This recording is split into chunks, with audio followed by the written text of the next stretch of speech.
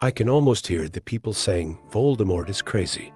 But honestly, despite all the ruthless murders he's committed and his never-ending, sneaky plans, he did have a point. So, if you liked the video, let's dive into it. To really grasp Voldemort's main motivation and ultimate goal, we need to rewind time all the way back to the 1800s and look at how wizards in the Harry Potter universe interacted with Muggles. We really need to understand why those in the wizarding world are always looked down upon and have to live in the shadows. Because Voldemort, or Tom Riddle, actually inherited a legacy from someone before him. A young wizard named Grindelwald was expelled from the Durmstrang Wizarding School in Central Europe because he was too into the dark arts. According to Grindelwald, wizards were living in a kind of imprisonment in the world of goods, just like in ancient times when the Muggle emperors in the East took power for a while. They were being used and then hunted down and killed. During the Middle Ages, with the rise of Christianity, they were accused of being witches and hunted. Finally, in the 1700s, they were given some rights, but they still had to hide and could only build a community as much as the Muggle governments allowed. They couldn't go beyond the borders. Grindelwald wanted to change that. In 1899, he met Albus Dumbledore, who shared the same vision. Dumbledore also has a tragic past related to his family. Ariana's brother was noticed by two Muggle kids while she was casting some magic and ended up getting attacked. Their dad tried to protect her by using magic to push the kids away, but since it's illegal to use magic on Muggles, he got sent to Azkaban. You've got amazing magical talents, but it's sad that you can't even protect your own kids. Dumbledore and Grindelwald were all about that greater good nonsense, chasing after the Deathly Hallows, believing Muggles were just parasites ruining nature and constantly starting wars. They were wasting their resources searching for answers, believing all the evil in the world stemmed from the tragedies in the realm of goods. They were selfish and, feeling weak, feared and envied the wizards, which led to their anger. According to Grindelwald and Dumbledore, wizards shouldn't hide away. Instead, they should take charge and bring peace to the world. This perspective actually makes sense because wizards didn't need to find slaves or hire minimum wage workers to create anything. They relied on thermal or nuclear energy. They built power plants without causing environmental disasters like Chernobyl, and since they didn't have issues with resource and labor sharing, wizards were way more peaceful and pragmatic than Muggles. In a world run by wizards, Muggles wouldn't suffer. They'd enjoy the paradise created by magic. But soon enough, Dumbledore's brother wanted to step in to take care of Ariana, and Dumbledore felt he couldn't manage alone. Better was really upset, and Grindelwald drifted away. Grindelwald first aimed for Europe, then the whole world. To free the wizards, they declared war on the Muggle government and the Ministry of Magic, but they lost. That's how the tragedy of a baby named Tom Riddle began on December 31st, 1926, while Grindelwald's Revolutionary War was still going on. Tom Riddle's mother, a pureblood witch from the S family, fell in love with a noble, rich, and handsome Muggle. She managed to get him to marry her by using a love potion.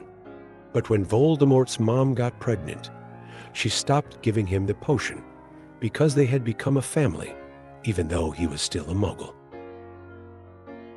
Tom Riddle's dad just up and left, not caring about his pregnant wife or their kid. His mom died from poverty when he was around 3 or 4 months old. So, Tom ended up in a terrible orphanage, half starving, where he got bullied by the other kids. As he grew up, his hatred for Muggles just kept getting stronger. When he turned 11, Dumbledore found him and got him into Hogwarts. There, Tom really stood out because of his talent. He was super powerful and smart, and everyone praised him, but the wounds from his past just wouldn't heal. If he's not healing, it really hit him hard, but despite Tom's huge potential, he kept getting held back at Hogwarts. The questions he asked about advanced spell techniques scared his teachers. He wanted to go way beyond the simple and intermediate spells he was being taught. He wanted to master the art of magic. But Hogwarts was tied to the Ministry of Magic, and the Ministry was connected to the Muggle government. That's why he could only learn magic and potion making at a level that wouldn't be dangerous for Muggles, thanks to the restrictions set by the schools. Recognizing this, Tom secretly started working on his own plan at Hogwarts. First, he opened the Chamber of Secrets and released the basilisk killing Myrtle, the whiny girl, to create the first Horcrux. While the Ministry of Magic was forcing millions of wizards into poverty and tragedy, this death was just a small price for Tom's plan. It made total sense to split his soul to avoid being defeated all at once, kind of like Grindelwald did. Because when the whole world is coming after you, there are bound to be moments where you'll face loss. To stay alive, Tom needed Horcruxes. After graduating from Hogwarts in 1945, he dove deep into the dark arts away from prying eyes. His goal was pretty similar to Grindelwald's, but there was one key difference. Voldemort had closely watched Grindelwald's fight and understood Muggles way better from his orphanage days. Even if wizards ruled the world, sooner or later, Muggles would cause chaos with their nuclear bombs and weapons of mass destruction, willing to wipe out the entire planet just to take down wizards. That's why. It wasn't about creating a paradise for the enslaved. It was about protecting paradise. Grindelwald didn't openly declare war or make revolutionary calls because their magic just wasn't as strong, and that wasn't the right way to go about it. Instead, they hid in the shadows, gathering followers from among the wizards, improving themselves, and drawing in pure-blood wizard families like the Malfoys to infiltrate the Ministry. They aimed to use the system against itself and further distort the already twisted institutions. He became the go-to guy for all the outcast wizards. Even the oddball with the rat tail, who everyone looked down on, stepped up to help. For example, Severus Snape, just like Tom Riddle, had a tragic life because of his Muggle father. During their time at Hogwarts, he was constantly ridiculed by Harry Potter's parents for not being pureblood. As an outsider himself, Snape found some connection with Tom Riddle. Voldemort took in all those cursed, abandoned magical beings and creatures, like werewolves, and protected them. They were being hunted by the Ministry, but thanks to Tom Riddle, they were put under protection. Among the wizards who surrendered to Voldemort's merciful embrace, there were no strict distinctions like being pure-blooded or rich. It was enough to realize the truth and commit to it with loyalty. On the other hand, the structure created by the Ministry of Magic was already struggling day by day during the years when Voldemort was building his organization, both economically and socially. For example, let's take the Weasley family. They were quite suited for farming. They were living in a ramshackle cabin in the middle of a barren piece of land, wearing their older brother, Ron's hand-me-downs. Their sister, unlike her peers, was really lacking in confidence. But why, with all that farmland, was the Weasley family so poor? Couldn't they just use magic to grow and sell tons of crops? Probably not, since the Ministry of Magic doesn't allow wizards to trade with magic. They even slapped taxes on all business activities and made them get licenses. So it looks like the Ministry of Magic only supports families that are tightly connected to the magical government. It allowed the rich to get richer while leaving most wizards in poverty. Even though they had magical powers, wizards crushed under the heavy bureaucracy of the Ministry of Magic were walking around in shoes with holes, working like slaves their whole lives. Many witches even fell into the trap of prostitution. That's why all the bars we see in the universe look like they're straight out of the Middle Ages, and makeshift wizarding schools like Hogwarts were just stifling their potential, making them more controllable and submissive. That's the kind of world Voldemort was creating for wizards. By the 1970s, Voldemort had really infiltrated the Ministry of Magic. Instead of a full-blown war like Grindelwald, he opted for assassinations and conspiracies to take over the ministry because he didn't want a bunch of witches and wizards dying in battle.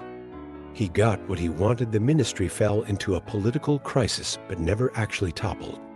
Meanwhile, Dumbledore formed the Order of the Phoenix, and thanks to that, a lot of Death Eaters ended up dead, which weakened Voldemort since he used to be Dumbledore's old rival.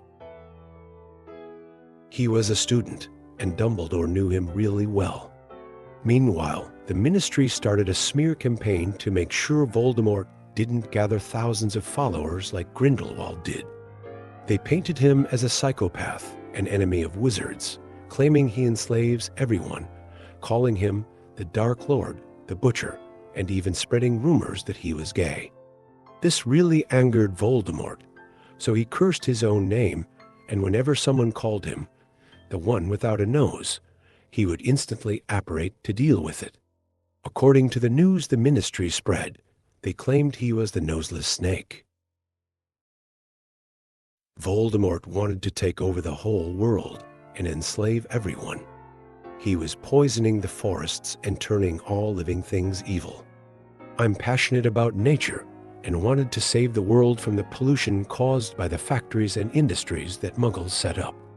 For example, giant spiders like Aragog had to hide in the shadows because their habitats were being destroyed. Other rare species, like the Shrieking Shack's creatures, were being enslaved by the Ministry of Magic and used for their magical powers. But when we look at Voldemort and the Death Eaters, it's all about their magical strength. They're flying around and not burdening any animals. In fact, they didn't even have brooms because riding a broom meant cutting down trees. Just think about it. Under the wizard's management, there could be endless production without any industry or pollution, and everyone could be fed. On the other hand, Voldemort saw the war as a price to pay on the road to heaven. Then, because of the prophecy he learned about, he went after Harry Potter, knowing that this newborn baby would kill him in the future. He entered the house and found out about Potter's heritage. He dealt with his parents, but when it came to Harry Potter, he felt sorry for him. In the books and movies, they always pushed the Ministry of Magic's agenda, saying that magic always bounced back to Voldemort. But really, Voldemort gave Harry a piece of his soul on purpose, turning him into a Horcrux. Because of this, Harry would grow stronger in his orphaned life, gaining advantages like being able to talk to snakes. Otherwise, all that stuff about love's protective magic and destiny is just nonsense at a genius level. You can't really stop a master wizard like Voldemort. He got super weak after splitting his soul and losing his physical form. He couldn't handle being split into 7 Horcruxes. Just like he thought, Harry had a tough time growing up. He was bullied and beat up by his cousin, living in a cupboard because his aunt and her family were scared of his magical powers and jealous of him. But eventually, Harry embraced his identity as Harry Potter and made his way to Hogwarts. Just like Tom Riddle, Harry found a way out. He wasn't as powerful a wizard as his parents when it came to getting accepted to Hogwarts and dealing with challenges. But whenever he got into trouble, old Death Eater Severus Snape and Voldemort's spirit had his back. Plus, Harry had a pretty weak character. For example, when he first discovered the Chamber of Secrets, he was all like, "Oh, the Chamber of Secrets. How cool and cozy." He didn't even realize that Voldemort was helping him through his own memories and that the basilisk was there to protect him. Harry Potter isn't about that. Just because it's warm inside, broke Ron and the snobby Hermione want to get in there too. The snake gets confused and attacks when it sees the other kids because it's just waiting for Harry. Meanwhile, Dumbledore just watches these three kids face off against this huge snake. Some might argue that Dumbledore didn't know what was going on, but come on. In the Chamber of Secrets movie, Dumbledore is 100 years old and is known as the strongest wizard in the books and films. There's no way he doesn't know what's going on inside the chamber and about the diary. Dumbledore actually knows that Harry is a Horcrux. He realizes it and hopes for nothing but his death. When Harry accidentally kills the snake, he flatters him by saying, "You're a hero, Harry. You're going to be president when you grow up." Our Harry Potter is always believing in Dumbledore anyway. Dumbledore is greedy. He wears the ring with the resurrection stone on it, fully aware he's going to die. He even turns a blind eye to Harry entering the Triwizard Tournament, knowing he's a bit of a fool. He might think, maybe he'll die there and we can weaken Voldemort, but Voldemort is pretty ruthless, you know. Like during the tournament with Harry. At the end of the tournament, even though Voldemort managed to catch Harry and get his body back, he doesn't kill him right away. Instead, he talks a lot and gives him advice. Harry, of course, is crying out for his mom at this point. Voldemort starts to lose hope in this guy. Once Voldemort gets his body back, he sets his sights on the Muggles as his first target. There's no more politics or tactics. It's just straight up bam, bam, bam. His goal is to throw the Muggles and the Ministry of Magic into chaos and show all the wizards just how cruel Muggles can be, just like he expected. The Muggle government starts putting pressure on the Ministry of Magic. The Ministry gets so corrupt that it tries to hide Voldemort's return, just to avoid the Muggle government's backlash. Meanwhile, the management at Hogwarts is taken over by this Umbridge lady, and the Ministry, which leaves the public hungry and ignorant overnight, is on borrowed time. There's only one person Voldemort is afraid of, and that's Dumbledore. Along with his sidekick Harry Potter, he quickly starts preparing for a counterattack. First, he leaves Harry as bait at the poor Weasley family's house. Harry knows that the Death Eaters will find him. When they attack the family, he'll turn it into a drama and rally people around him for propaganda. That cruel Voldemort will burn down the poor Weasley home, acting all heroic, while spreading rumors about the Honorable Draco's family, claiming they're Satanists who butcher cats and dogs. Draco Malfoy's school life will be ruined. He might even provoke Hermione into fighting him, but since she's a girl, he won't retaliate. In response, Malfoy will just follow in his family's footsteps. Voldemort switches sides, but Draco's family is one of the biggest donors to Hogwarts. You really messed up, kid. Dumbledore, who pushed all the buttons to take down Voldemort and his followers, ends up getting killed by Severus Snape, who was inside Voldemort's camp. In the end, during the Battle of Hogwarts, Voldemort, who was played by Harry Potter, dies heroically after fighting until the last moment. Plus, because Harry stubbornly refuses to leave, dozens of kids get hurt in this battle, all thanks to Harry Potter. Wizards live like slaves under the rule of Muggles, crushed by the Ministry of Magic. The Ministry doesn't even give a medal to those who fight to the death for them, and they don't compensate the Weasley family for their losses either. The Weasley family is completely broken and living in a tent.